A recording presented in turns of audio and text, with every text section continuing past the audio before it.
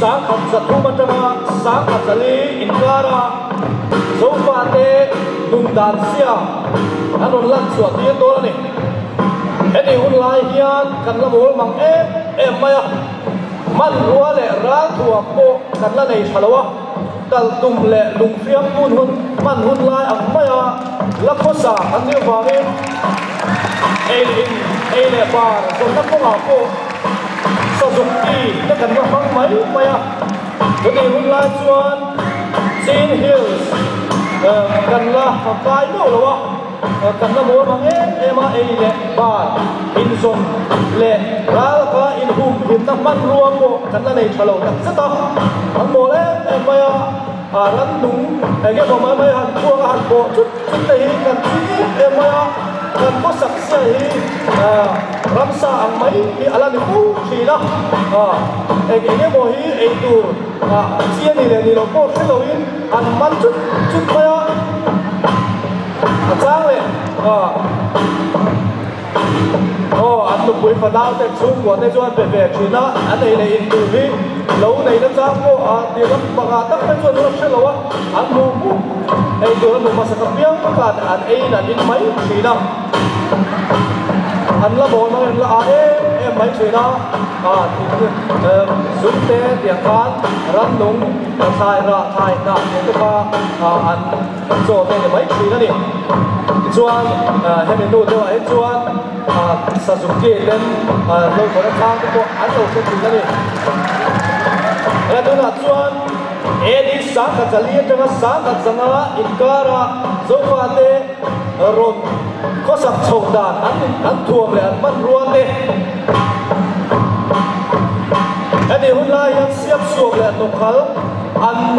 in thuồng ta đã còn mang sầu về thầy to anh xếp xuống lại nộp khál hi anh in thuồng ta này chút về đây à cùi khao cho nó xếp xuống mình mấy chia tên anh in thuồng ta anh mang trên này à mình bà cái con nộp khál hi anh in thuồng ta nó anh mang trên anh xin lệ về với một tắc mây này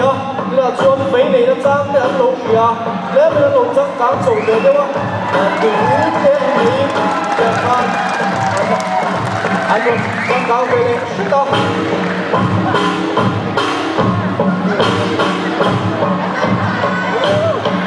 thì hôm nay anh đi coi anh lo mỗi bằng em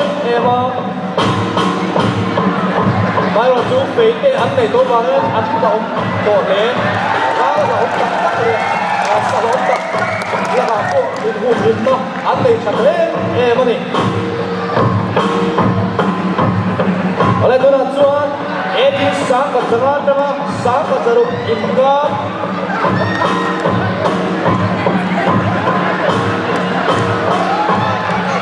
ở đây là thì tôi vào cái chuan ra của mà thằng này nó trang đây ăn lâu cái đồ đây lâu xếp thì mà buôn lẹ buôn ấy cái lâu ra thằng nó trong buôn anh này đồ rắm sa tên là thu tên là tên này đó bữa đó nó là ăn chia thì em lâu cái bộ còn nó sắc trong gồm tô điểm chia cái bộ ăn lâu hạt để tổng chỉ là gì anh này sẽ thuần đây anh này mà thuần cái bộ mà muốn ai thuần lâu sắc cam đồ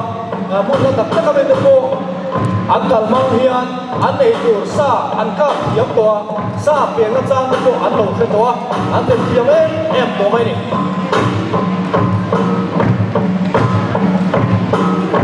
anh được buổi thế anh chơi ôm thấy em mới tiếng thì tôi là tiếng với một anh một nó trang được một cái gì đó đi ở đây tôi là chuan đi sáng khát giờ lúc đó sáng khát giờ sari incar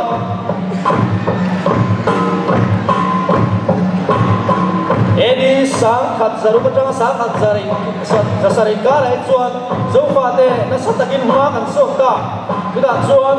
khôn lá cho nó xiêm lập ba cho nó xiêm cuốn ta nó trang để ăn lâu cho nó còn đúng thế ít cái bụi thế mình về xe cuốn thịt bì nó trang để ăn lâu đấy nó lâu hiếm đó cái đó trong xem bụi cuốn thì nó chơi chặt lúc bây giờ xiêm rồi cái tiếng lai tôi lai cũng là cái ăn men này xem bụi đi mình sâu ba man rùa chuan ăn mi xin được cùng rùa với mỗi em mấy nè tiếng lâu chuan cái số qua nôn hiện kim lâu này tiếng chuan tiếp bây giờ cái số qua thì lên kính ăn chuyện đó anh tiếp bây giờ liền thế em sẽ khi cũng tôi liền thấy chuyện này này chuan mình sẽ làm bằng cái con mình sẽ con buồn anh tìm bị đó mỗi ngày mỗi giống tôi em mà làm qua trong anh thua anh ta tiêm chủng chip bồi anh chẳng cả đâu quý tầng anh đó đi anh tôi là chuột đi sáng cái giờ sari anh chẳng sáng cái giờ anh in cả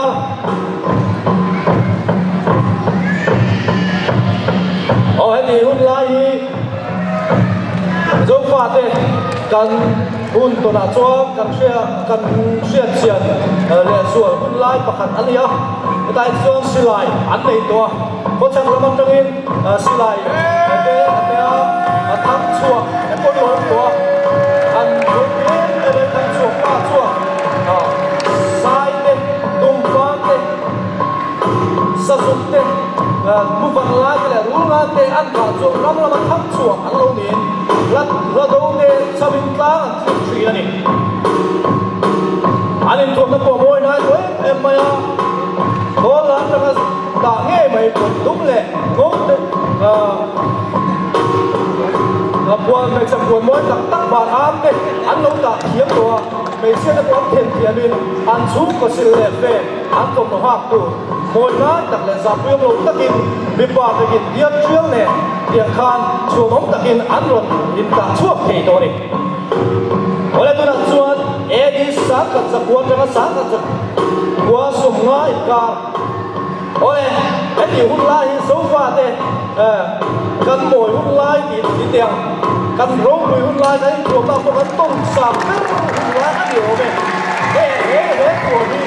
xấu pha nó rồi cần xuông cần xếp đùn hút lai xếp quay nắm tao quay là mỗi miếng thịt quay lệ cắn sạp quay ngài lòng quay muốn nào mà hết tiền hình thua với chuông cắn sạp ngài lòng này thua mà nó xếp xuống ta cái bài cái Israel điên design điên ngôn cái cái bên chơi cùng béo lệ vai con xe lệ con xe mỗi em mày nắm tầng quay na mỗi em khá đặc lệ điều sáng cho anh luônบอกlà câu chuyện rất nhiều hiện tại này tu lai khen hiền cần là ngay rồi quyền cần là chuông đặc sắc rất là nhiều ở đây tôi là chuông đi sáng cầnจะcó sùng ngon cho nó sáng để cả chú cần nuôi để ba thế ô cái chuông anh ta kia anh tung phải hiếng mấy thế đi hút lá hi đúng ba thế cần hút tôi là chuông anh nhìn hút lá nó sẽ là hút lá không lỗ gì hết anh mà đi tổ cả có biết là hiện ngay rồi Elvis Presley là hút lá của nó đi mấy thì còn hốt lên thì đúng chi nào thì còn mông bèo này gái bèo này cô phèn số này chuông này này thấy cái cú là chuông bắt in chính là sao đàn kia anh là ở bắc chuông lù lá tu mà đi hàng đấu dấu rèn lồng lỗ này dù vào chuông là vào tên chính trọng sầu sập quý hết nuôi à anh là sập đất đâm bỏ chuông đâm lù lá tên anh tuy là lồng chút tổng chỉ na thì có cái đâm lù lá cái quay giấy này anh lù lá na này chuông có cái đâm lù lá anh ngay vì ngay lỗ này cái dấu thì phun trần rất là cắn ốm đặt đó trên gold pie đây anh ôm không trên Bangladesh rồi mà đây trên Manipur đây Tripura đây chúng ta chuan không làm được gì thì anh thuộc nó thuộc về lâu trăng chỉ là này chúng ta chuan gold pie dấu pha đây những màu sắc gần lâu giả lưu ta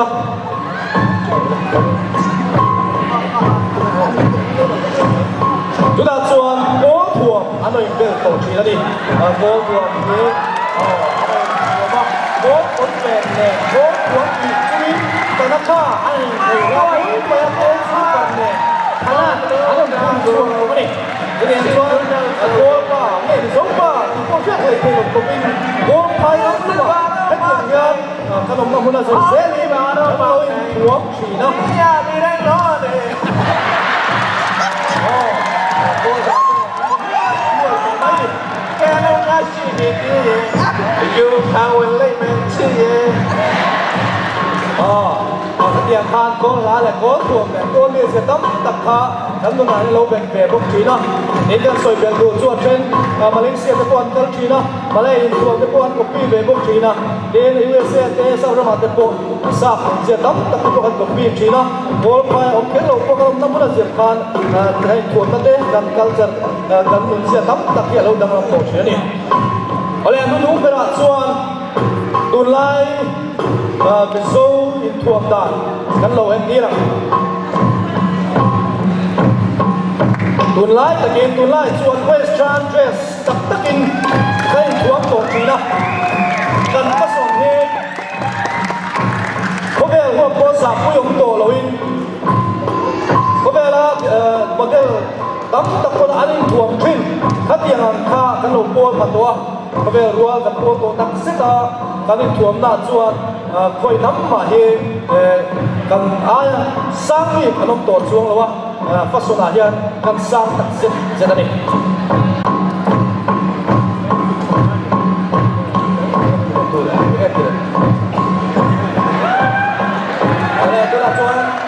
kalau gua mana yang jadi rotor.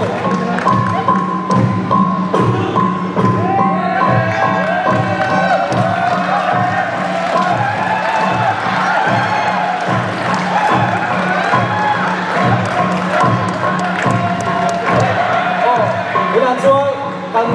ada sesuatu aku lihat orang alam hukum anu biar ya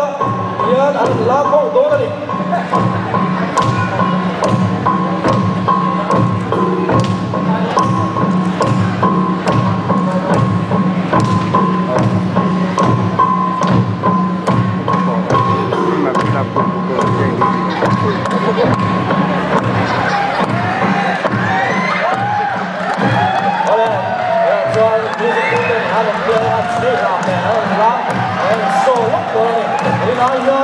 Là cái nấu bia đi,